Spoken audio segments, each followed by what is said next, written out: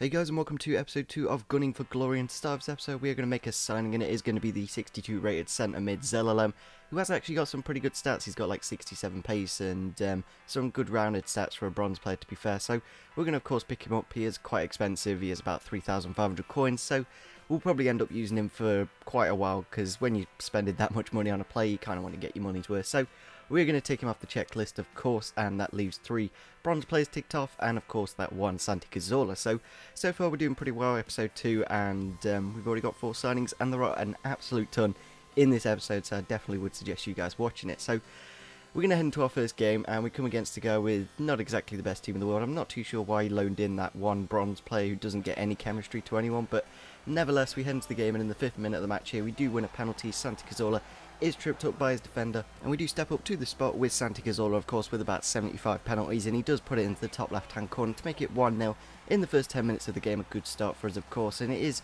really handy that we got Cazorla for the set pieces, of course, on corners, on free kicks and penalties. He's pretty confident to be able to put them away. So we go into the 36th minute of the match here. Zelalem, who has got about 68 dribbling, it's not bad for a bronze player, actually puts a really nice killer ball through for Grenier, who puts it into the back of the net to make it 2-0 in the 36th minute of the match. A nice goal again for the Frenchman.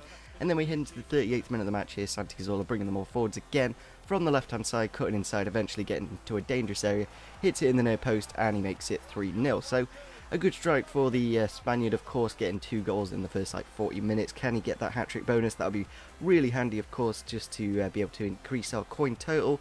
And then we head into the 44th minute, just before half-time. Cheer through ball over to Del Moral, who is actually a really good player. We used him in the previous Road to Glory, and he was just a fantastic striker. And of course he does put it away to make it 3-1. So a little bit unfortunate to concede that goal just before half-time, but we head into the 47th minute, just after half-time, and he gets another goal to make it 3-2, and again goes through the defence, keeper not really exactly making the best of saves there, and he makes it 2-3 to get himself back into the game. And it is kind of crazy how much this game can change. You could be like 3-0 up and then he just gets back into it. But in the 54th minute of the match here, Grenier just literally walks straight through his defence. He's not got the best of pace in the world, so I wasn't exactly pacing it past him, and yeah, we just finesse it into the bottom right hand corner, get the 2-goal lead again, and I was pretty confident for the rest of the game to be able to keep this lead. But unfortunately, in the 83rd minute of the match here, we do a bit of a poor pass with Ashley Young, and then I think it's Pozo with a poor pass there. Yeah, it was. And then he just puts a ridiculous through ball straight through. Vickers, I don't know why he didn't clear it. He just made it control me. I was spamming B anyway, and he just wouldn't kick it, and he makes it 3-4. But luckily, we could hold off the game for the last 5 minutes and get the win, of course. So it is a bit of a shame that we couldn't get an extra goal for Grenier and Cazorla, because then we'd have 10k in hat-trick bonuses. But nevertheless, getting the win is quite important. So we've made another signing, and it is going to be Akpom for 150 coins, 79 pace, 58 rated, and we are of course going to tick him off the checklist. A good signing for us, of course, as there's not that many strikers. There's only 4. There's 1 bronze, 1 silver, and 2 golds, of course. So yeah, there's a reasonable amount of options, of course. When we eventually get the first team, I'll probably only use Giroud and Welbeck, but for the time being, I'm pretty sure Akpom will do a very good job with his 79 pace. So we come against a guy with quite a few goal players, to be fair. He's got about 5 or 6 there, and we head into the 7th minute of the match here. Grenier and Akpom already linking up very nicely, eventually putting the ball through for Akpom to run onto, and eventually goes past the keeper and makes it 1-0. A good start for his accounts at the club. A nice goal for a 58 rated player. It is kind of surprising how low rated he is, because he's brilliant. I really do enjoy him on this game. He's got bags of pace, not exactly the best at dribbling, but his finishing on this game isn't that important. As long as you can take it around the keeper, you can get a goal pretty much 9 times out of 10. So we head into the 13th minute of the match here. Cazorla on the edge of the area doing a nice bit of skill, eventually gets past around 3 players and puts it into the top right hand corner with a nice finesse shot to make it 2-0 in the game for the Spaniard, of course. And I believe the guy does actually rage quit after this goal, and it is kind of annoying when people do quit in the first few minutes, because I only get 300 coins, and it is kind of good at the same time, because we do of course get the 3 points. So we're going to go and make another signing. It is going to be Galadino, I'm not too sure if he's Bolivian or something, but he's not exactly the best of players. He's got 58 pace, 64 dribbling, so for long term he's not really going to be much of an option, but we still need to sign him, and we are going to tick him off the checklist, of course.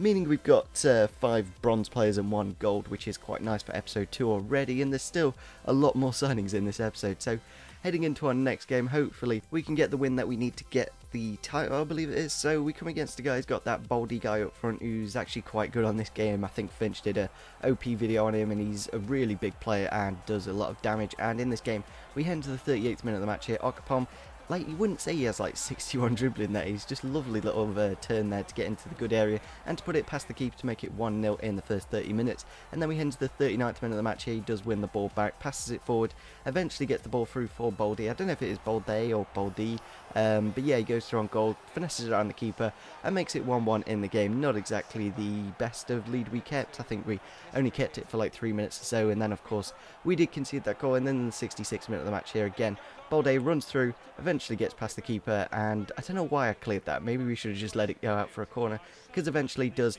get through on goal with Balde again and make it 2-1. So a little bit unfortunate, of course, conceding that goal. And in the rain, I really don't like this game. It is completely different. Pace is, it's not killed, but it's like, it's so sluggish, and turning and passing is just so much worse. I don't know how people do play in the rain, but nevertheless, we enter the 73rd minute of the match here. Baldy again running through on goal with his pace, eventually gets past him and gets the hat-trick in the game to make it 3-1. So this guy just absolutely dominated me with this Frenchman.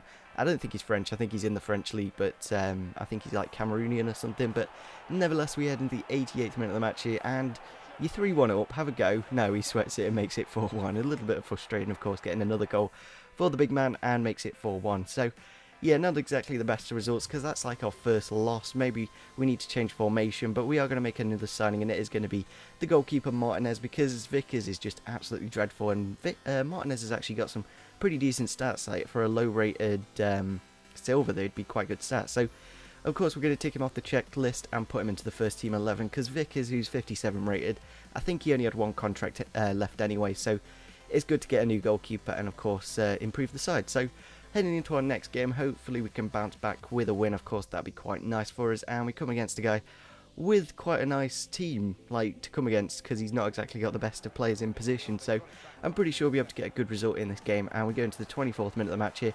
Akpom, with his pace, just bursts through the defence, goes past the keeper, makes it 1-0. I think that's like his 3rd or 4th goal already for the club, and he's only been in the club for like 3 or 4 games. So it's just kind of crazy how good he is. And for 150 coins, you can't really complain. So we head into the 31st minute of the match here. Akpom again running through on goal, goes for the near post and makes it 2-0, getting a 2-0 lead for him. Of course, in this game is really important, and with 30 minutes gone already, we were pretty confident in this game. And then we head into the 45th minute, just before half time.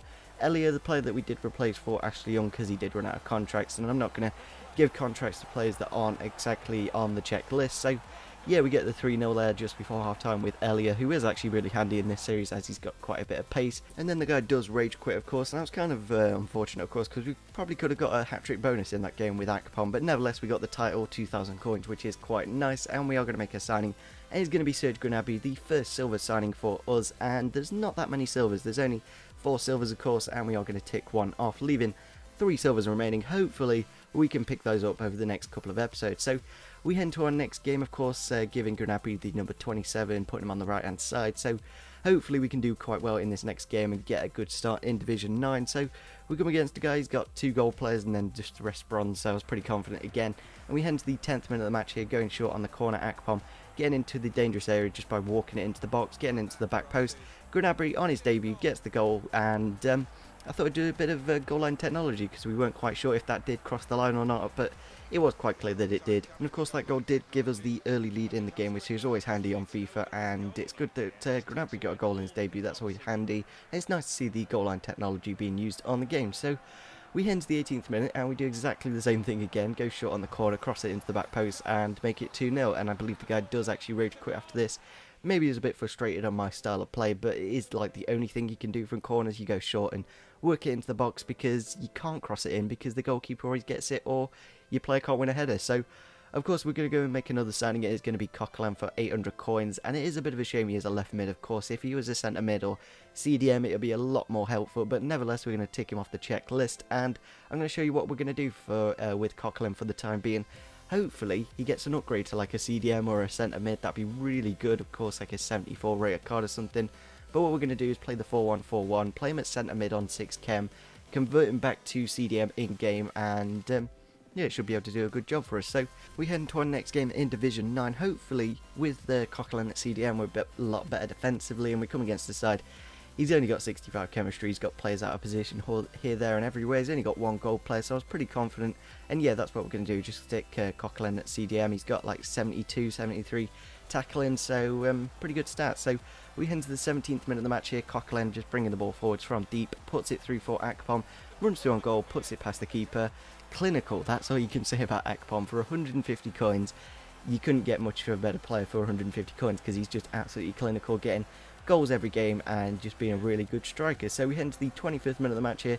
Santi Cazorla winning a header. Like, what is this game? And then we go through with Akpom again, goes past the keeper, makes it 2-0, and of course gives him a 2-goal lead in the game. That's always nice for us, and it just shows how good Akpom is. He just goes through, chips it, finesses it, smashes it, he can do it all.